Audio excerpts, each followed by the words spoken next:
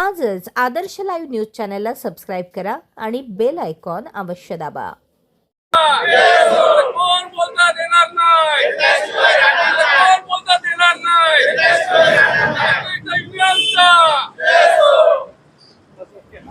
कामगारांच्या न्याय हक्कासाठी real property private limited Nagzari येथील कंपनी प्रशासनाच्या विरोधात कामगारांचे गेल्या 4 दिवसांपासून कामबंद आंदोलन सुरू। सदर कंपनीमध्ये राष्ट्रीय एकता जनरल आणि माथाडी ट्रान्सपोर्ट कामगार संघ या संघटनेची कामगार युनियन असून ही कंपनी कामगार कायद्यानुसार कोणतीही सोयी सुविधा कामगारांना देत नसल्याची तक्रार कामगार नेते विजय पाटील यांच्याकडे केली। विजय पाटील राष्ट्रीय एकता जनरल आणि माथाडी ट्रान्सपोर्ट कामगार संघ पनवेल तालुका अध्यक्ष आहेत। Real property private limited company प्रशासनाच्या द्वारे कामगार कायद्याचे पूर्ण उल्लंघन करत असून भूमिपुत्र असणाऱ्या कामगारांवर अन्याय करण्यात येत असल्याने या विरोधात 4 दिवसांपासून कामबंद आंदोलन छेडले आहे। कित्येक वर्षांपासून या कंपनीमध्ये काम करणाऱ्या कामगारांना कमी पगारात काम करावे लागत आहे। त्यांना पगारवाढ दिली जात नाही। एवढेच नाही तर कामगार कायद्यानुसार त्यांना कोणत्याही प्रकारच्या सोयी सुविधा दिल्या जात नाहीत। त्यामुळे गेल्या 4 दिवस कामबंद आंदोलन करण्यात येत आहे। हे कायदेशीर आंदोलन दडपण्यासाठी पोलिसांच्या मार्फत दबाव आणला जात असल्याचे कामगारांचे म्हणणे आहे। कंपनीच्या मालकांनी युनियनचे पदाधिकारी व कामगार यांच्यासोबत बैठक घेतली पाहिजे अशी भावना कंपनीचे व्यवस्थापक केळकर यांच्याकडे आजच्या बैठकीदरम्यान केली। जर कामगारांच्या कायदेशीर मागण्या मान्य केल्या नाहीत तर येणाऱ्या काळात मोठे आंदोलन करण्यात येईल असा इशाराही त्यांनी यावेळी दिला। संघटना व कामगारांना पाठिंबा देण्यासाठी व त्यांच्या न्याय हक्कासाठी शेतकरी कामगार पक्षाचे पदाधिकारी व प्रभाग क्रमांक 2 चे नगरसेवक राम पाटील, योगेश भोईर, समीर फडके उपस्थित होते।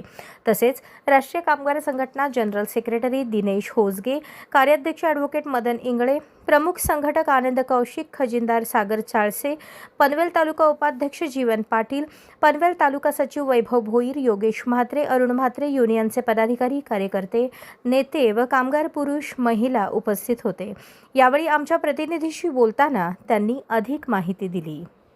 खरं तर राष्ट्रीय एकता कामगार संघटनेचा मी पनवेल तालुका अध्यक्ष आहेत। या ठिकाणी माझ्या सर्वच राष्ट्रीय एकता संघटनेचे सर्वच पदाधिकारी उपस्थित आहेत। तसेच आज या ठिकाणी आमच्या विभागाचे प्रभागाचे नगरसेवक राम पाटील आहेत, योगेश भोईर आहेत, समीर फडके आहेत, हे सर्व आम्हाला या ठिकाणी सहकार्य करण्यासाठी आलेले आहेत। खरं तर या स्ट्राईकचं एकमेव कारण म्हणजे या ठिकाणी जे कामगार आहेत त्या कामगाराची या कंपनी प्रशासनाकडून पिलवणूक होत आहे। गेले 18-18, 20-20 वर्षे काम करूनही या कामगारांना फक्त 10 आणि 12 हजार रुपयामध्ये काम केलं जातोय। त्यांना कुठलाही कामगार कायद्यानुसार जे त्यांना हे मिळाला पाहिजे ते त्यांना मिळत नाही। आजही त्यांना PF, ESIC दिली जात नाही। 18-18 वर्षे काम करूनही या लोकांना बोनस दिलं जात नाही। त्यामुळं खरं तर या कामगारांनी आमच्या समोर हे व्यथा मांडली आणि त्यामुळं त्यानंतरच या संघटनेची स्थापना या ठिकाणी झाली। 23 सप्टेंबर 2025 रोजी या संघटनेची इथे या कंपनीवर स्थापना झाली आणि 11 फेब्रुवारी 2026 मध्ये या ठिकाणी कामगार सर्व स्ट्राईकवर गेले आणि सर्व आमच्या मागण्या या कामगारांसंदर्भातच आहेत। कंपनी प्रशासनाने ते बसून आमच्याजवळ बसावं, त्या कामगारांच्या मागण्या आमच्या ऐकून घ्याव्या। आम्ही त्यांना demand of charter of demand आम्ही त्यांना दिलेलं आहे, त्यानुसार त्यांनी ते आमच्या मागण्या पूर्ण कराव्या। आता खरं तर आम्ही स्ट्राईकवर गेल्यापासून आता आज 4था दिवस, 2 दिवसापासून या ठिकाणी 4 दिवसापासून या ठिकाणी कामगार कोणत्याही प्रकारचा काम करत नाहीये, परंतु कंपनी प्रशासनाकडनं पोलिसांचा दबाव तंत्र वापरून कामगारांना वेठीस धरण्याचं, त्यांना दबाव आणण्याचं काम करत आहे। पुढे जर कंपनी प्रशासनाकडनं असा कोणत्याही प्रकारचा दबाव टाकण्यात आला तर शेवटी आम्हाला आणि आमचं आंदोलन मोडीत काढण्याचा प्रयत्न केला तर आम्हाला काहीतरी तीव्र प्रतिसाद या कंपनीवर पडतील असं मला वाटतंय। हो, गेल्या 6 महिन्यापासून आम्ही सर्व पत्रव्यवहार केलेले आहेत आणि सर्व जेवढ्या जे प्रोसिजर आहेत त्या पूर्ण आमच्याकडनं झालेल्या आहेत। फक्त आता कंपनी प्रशासनाबरोबर मीटिंग होणं गरजेचे आहे, परंतु कंपनी प्रशासन कुठेतरी टाळवाटाळव करते। कोणाला तरी एकाच दुसऱ्याला मध्यस्थ टाकून ते प्रकरण कुठेतरी साईडला काढण्याचं काम करते आणि टाइमपास करण्याचं काम करते। त्याच कंपनीत आत्ता ह्या मी कंपनीमध्ये उभा आहे, इथल्या कामगारांचाच नाही आहे। हा विषय अखंड महाराष्ट्रामध्ये आणि भारतामध्ये चाललेला आहे। सध्या निघालेले नवीन कायदे सुद्धा असेच आहेत की ते बऱ्याचदा जे कंपनी धार्जिण आहेत, त्यामुळे ही जी त्यांची दादागिरी चाललेली आहे ह्या कंपनीच्या बाबतीत जर बोलायचं झालं तर ती तशीच आहे. त्यांना वाटतं की कायदे आता कामगारांच्या याच्यामध्ये नाही, फेवरमध्ये नाही आहेत, ते कंपनी धार्जिण आहेत, त्यामुळे आम्ही काहीही करू शकतो. ह्या कंपनीमध्ये गेली 25 वर्ष ही कंपनी इथे अस्तित्वात असेल, 20 ते 25 वर्ष. हे कामगार जेव्हा आम्हाला जॉईन झाले, आमच्याकडे आले, तेव्हा आमच्या लक्षात आलं की साध्या ज्या स्टॅट्युटरी रिक्वायरमेंट कायद्याने म्हटले जाते, म्हणजे कामगाराला कामावर घेताना अपॉइंटमेंट लेटर लागतं, हे तुम्हाला सगळ्यांना माहिती असेल. इवन ह्या मालकाने कामगारांना अपॉइंटमेंट लेटरसुद्धा दिलेलं नाही आहे. नंबर 1. नंबर 2, त्यांना महिन्याच्या लीव असतात, कॅज्युअल लीव असू द्या, सिक लीव असू द्या, त्या द्याव्या लागतात किंवा ESIमध्ये त्यांना कव्हर करावं लागतं, तेही त्यांनी केलेलं नाही आहे. एक प्रॉव्हिडंट फंड जे आपण कधी ऐकले असेल, त्याचाही फायदा ह्या काही बऱ्याचशा कामगारांना त्यांनी दिलेला नाही आहे. 5-6 कामगार मला वाटतं की ज्याला ते परमनंट समजतात. कुठलाही कामगार कामावर घेतल्यानंतर तो परमनंट असू द्या, कॉन्ट्रॅक्ट असू द्या, टेम्पररी असू द्या, त्याला 1 महिन्याच्या आतमध्ये ह्या सगळ्या सवलती दिल्या पाहिजे.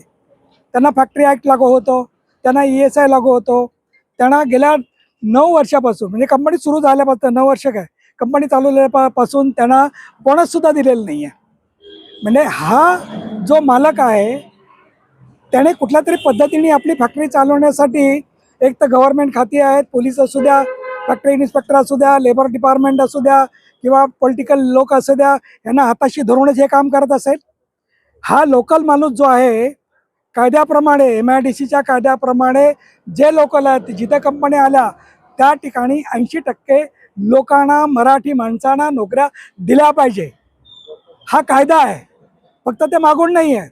ज्या सुटेबल असतील त्या, कोणी शिकलेला असेल तर त्याला ऑफिसमध्ये द्या, मॅनेजर होण्याच्या लायकीचं असेल तर मॅनेजर बनवा त्यांना, कामगार असेल तर. आणि ह्या कंपनीमध्ये जो काम करणारा वर्ग आहे, हे सगळी कामं जे करतात ते स्किल काम करतात आणि स्किलचा पगार दिला पाहिजे. ह्यांना पगार मिनिमम तर दिला जातच नाही, पण स्किलचा जो रेट असतो त्यांचा कमीत कमी पगार 25,000 असायला पाहिजे. अगदी सुरुवातीचा पगार 22,000 असायला पाहिजे. आणि जे कामगार 15 वर्षापूर्वी त्यांचा 30-35 रुपये यांचा पगार असला पाहिजे. हे 12,000वरती हे 12 तास काम करून घेतात. क्रेन चालवणं असेल, क्रेन बसवणं असेल, माल इथून उचलायचा, त्याच्यामध्ये लोड करायचा, ही सगळी कामं स्किलची कामं आहेत, ती साधीसुधी कामं नाही आहेत. हाऊसकीपिंगमध्ये कामं करणाऱ्या ज्या काही स्त्रिया आहेत त्यासुद्धा अशाच पद्धतीचे कामं करतात, त्यांनासुद्धा मिनिमम वेजेस दिले जात नाही आहेत. आणि हे सगळे लोकल आहेत. मी लोकल वारंवार का म्हणतोय, हे भूमिपुत्र आहेत. ह्या भूमीमध्ये राहणारा कामगाराला हजारो कंपन्या इथे असतील, पण ह्या इथं काम करणाऱ्या आमच्या नेते मंडळी पण आलेले आहेत. तुम्ही पण लक्षात घ्या सर, कारण फक्त आम्ही लोकल म्हणून, भूमिपुत्र म्हणून चालणार नाही.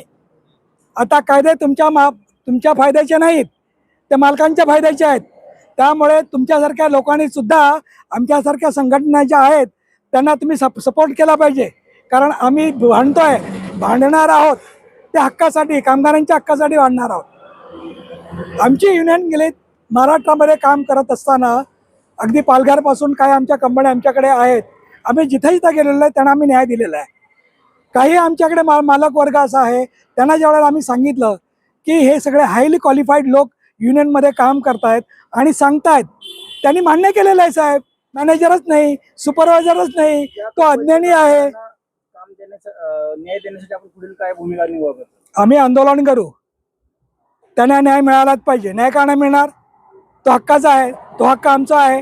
आम्हाला घटनेने तो अधिकार दिलेला आहे. जोपर्यंत जे कायद्याच्या कक्षेत जेवढा आहे, आम्ही लेबर डिपार्टमेंटला पत्र लिहिलेलं आहे, ESIला लिहिलेलं आहे, PFला लिहिलेलं आहे, पोलिसांना लिहिलेलं आहे.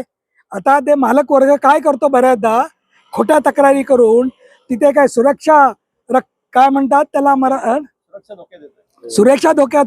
आता ती पोलिसांची सुरक्षा धोक्यात आहे की आमची सुरक्षा धोक्यात आहे ते आम्हाला कळलं नाही आहे. आमचा कामगार इथे खूप प्रामाणिकपणे स्ट्राईकवर आहे, संपावर आहे. तो संप जो करतोय तो अगदी रीतसर करतोय आणि तो लिगल आहे. आम्ही अचानकपणे येऊन कामगार संप केलेला नाही आहे. लिगली इंडस्ट्रियल डिस्प्यूट ॲक्ट प्रमाणे त्यांना आम्ही 14 दिवसाचा नोटीस दिलेला आहे.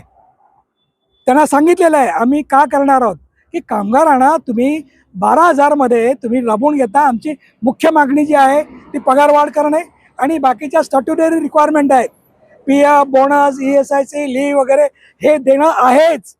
तर कित्येक वर्ष खरं म्हणजे हे जर न्यूज याच्यामध्ये पसरली तर बाकीच्या लोकांनी तुम्हाला समजायला पाहिजे. हे जे मालक असतो हे मालकाची पूर्णपणे जबाबदारी आहे, सरकारची पूर्णपणे जबाबदारी आहे. 19 वर्ष झाली 9,000 पगार देतो. या बाईला 9,000 पगार आहे. बघा की तुम्ही इथे येऊन धंदे करता पण आम्हाला काय, आमच्या लोकांचं कराय. जय महाराष्ट्र. मी सागर चाळसे. आज आम्ही या रिअल प्रॉपर्टीच्या कंपनीत आलेलो आहे. ही कंपनी अश्विन दमानीची आहे. या अश्विन दमानी यांना आम्ही जवळजवळ 6 महिन्यापासून पाठपुरावा करतोय, पण यांनी अजूनपर्यंत आमच्या कामगारांना कुठल्याही प्रकारचा दाद दिलेला नाही आणि अजूनपर्यंत कुठल्याही प्रकारचा त्यांच्यावरती जे फायदे त्यांना अजून दिलेले नाही. तर आमचा आज जो स्ट्राईक चालू आहे तो पूर्णपणे कायदेशीर चालू आहे, पण आमचा जर स्ट्राईक मोडण्याचा प्रयत्न जर या अश्विन दमानी यांनी जर केला तर पुढचं आंदोलन आम्ही अजून तीव्र करणार. आणि इकडचे आम्ही भूमिपुत्र आहोत. आमच्या भूमिपुत्रांवरती अन्याय होत असेल तर आम्ही इथं एकही कंपनीचं एक गाडी पण चालू देणार नाही इथे, आणि सगळ्या गोष्टी आम्ही इथे बंद पाडू. तर आमचं एकच मालकाला तुमच्या माध्यमातून आव्हान आहे, आमच्याशी येऊन आम्ही चर्चा करायला तयार आहोत. आमचे दरवाजे उघडे, तुम्ही या प्रेमाने आमच्याशी बोला, आम्ही सगळ्या गोष्टी तुम्हाला सहकार्य करायला तयार आहे. पण पोलिसांना हाताशी घेऊन जर तुम्ही आमच्या कामगारांवरती दडपशाही करत असाल, दादागिरी करत असाल तर हे आम्ही कदापि सहन करणार नाही आणि याचे परिणाम पुढे मालकाला भोगावे लागतील. हा एक तीव्रपणे आम्ही तुम्हाला तुमच्या माध्यमातून त्यांना इशारा देतोय. मी दिनेश होसगे, राष्ट्रीय एकता कामगार संघ याचा मी जनरल सेक्रेटरी आहे. हा युनिट उसाटणेचा आहे. नागझरी आणि उसाटणे हे दोन्ही युनिट जे आहेत ते अश्विन दमानी यांच्याच मालकीचे आहेत आणि हे दोन्ही युनिट तेच चालवतात. इथले जे कामगार आहेत, इथला जो अश्विन दमानीचा जो कस्टमर आहे तो जिंदाल कंपनी आहे आणि जिंदाल कंपनीचं इथे काम चालतं. इथल्या ह्या कामगारांना सुद्धा तशाच प्रकारे कोणत्याही प्रकारची सुविधा देत नाहीत कामगार कायद्यानुसार, आणि त्यांना ते मिळावेत यासाठी आम्ही इथे आंदोलन स्ट्राईक केलेलं आहे. इथे सुद्धा दोन्ही कंपनी मिळून स्ट्राईक केलेलं आहे. आणि इथे समजा या लोक जे आहेत पोलीस स्टेशन किंवा यांच्या माध्यमातून इथे प्रेशर आणण्याचा प्रयत्न करतायत आणि स्ट्राईक जो आहे मोडीत काढण्याचा प्रयत्न करतायत. तर आम्ही कायद्याप्रमाणे आम्ही CP आणि DCP यांना सुद्धा पत्रव्यवहार केलेला आहे या गोष्टीविषयी. त्यांना ही जाणीव करून दिलेली आहे की हे जे काही पोलीस प्रशासनाचं आमच्यावरती प्रेशर आणून हे मोडीत काढण्याचा प्रयत्न करत आहे अश्विन दमानीच्या माध्यमातून. तर आम्ही त्याचं सगळं केलेलं आहे. आमचा उद्देश असाच आहे की या कामगार कायद्यानुसार ज्या कामगारांना ज्या सुविधा मिळायला पाहिजेत त्यांनी द्याव्यात. आणि आम्ही तुमच्या माध्यमातून अश्विन दमानी यांना सुद्धा आवाहन करतो की आम्ही जे काही तुम्हाला चार्टर ऑफ डिमांड दिलेले आहेत त्याचा जो विचार करावा आणि आमच्याशी बसून त्याचं ते डिमांड तुम्ही मान्य करून, म्हणजे ते सरकारी शासकीयच आहेत, शासकीय मागण्या दिलेल्या आहेत त्या तुम्ही त्या कामगारांना द्याव्यात. मूलभूत ह्या ज्या मागण्या म्हणजे आमच्या की 10-12 वर्षापासून त्यांचे पगार वाढवलेले नाहीयेत. त्या पगार ज्या आहेत त्याची वाढ झाली पाहिजे.